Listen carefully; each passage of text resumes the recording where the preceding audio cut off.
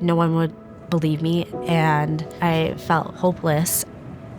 If you know something's wrong with your body and nobody else sees it, it's just insanity. My name is Sarah Burkett, and I'm a stroke survivor. I was 25 at that time. We just got married. I was going to college. I wanted to run a company. She was always good at getting jobs, good at connecting with people, good at all those sort of things that I was like, she's got it. At that point, it was everything was ahead of us. I started having horrible migraines. And then eventually it was just tremors of my arm and my leg that I couldn't control. I couldn't write. And so I went to the doctor and they said, oh, it's a herniated disc. A lot of people have it. And it kept getting worse and worse and worse. She couldn't go to school that next semester. She couldn't continue working. She was having to take too much time off. So, I had to go on leave. And, it just got to the point where we were pretty concerned about it. So I did a cortisone shot, didn't do anything. I did a second cortisone shot, didn't do anything. It felt really discouraging and really hopeless. And the doctor kept saying well, you should be better. I even started doubting myself. I actually thought maybe I'm crazy. And I'm I don't understand why you can't understand that something is really wrong with my body. At that point, I felt I was kind of in a shell of myself because I didn't know what to do. And I can't keep doing this the way that they are telling me to do this. I was I'm gonna take matters in my own hands. So I printed out all the neurology clinics and I started cold calling to see if I could get an appointment.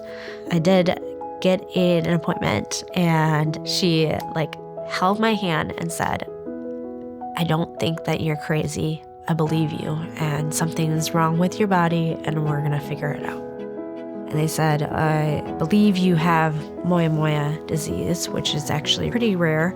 And so basically I didn't have any blood flow circulating in my brain.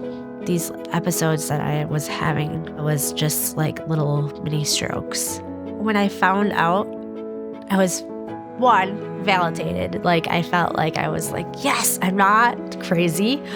I'm not making it up, but we also were a little bit afraid.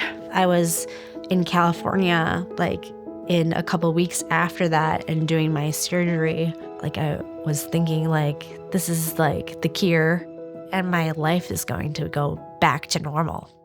I woke up about, I think it was maybe 2 a.m. The nurses said, and I wanted to drink water. I was super thirsty.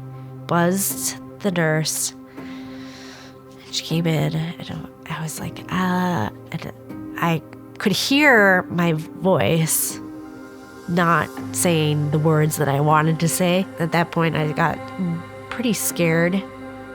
There's just an almost paralysis I felt because, what do you do? Genuinely one of the scariest moments of my life.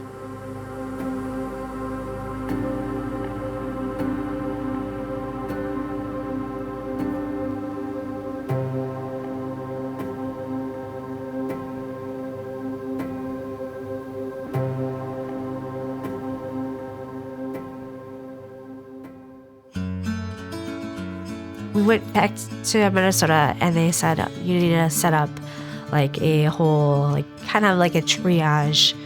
People speech, OT, PT, and they wanted to make sure that everything was progressing.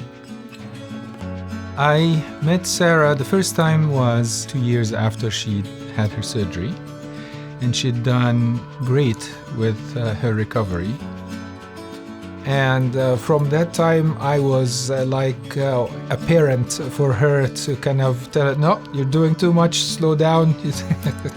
And so didn't let her go full time to work, and we had to make some lifestyle changes.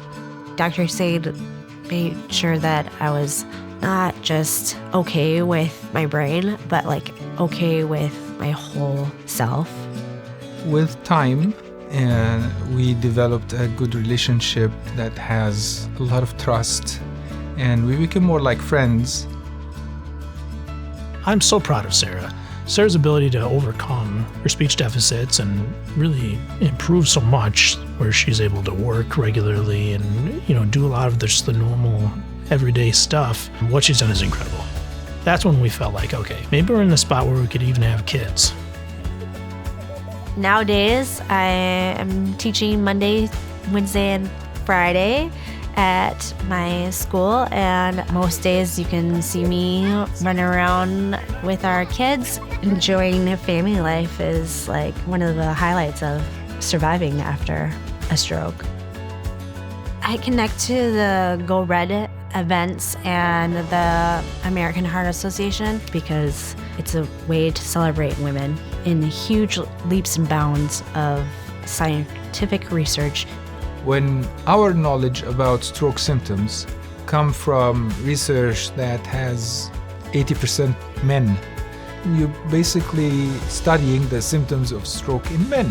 But what about stroke in women? Do they have a little bit of different symptoms? And turns out that actually, yes. What I now know is to advocate for yourself. Don't discount what you feel, because I think that that's one of the superpowers of women.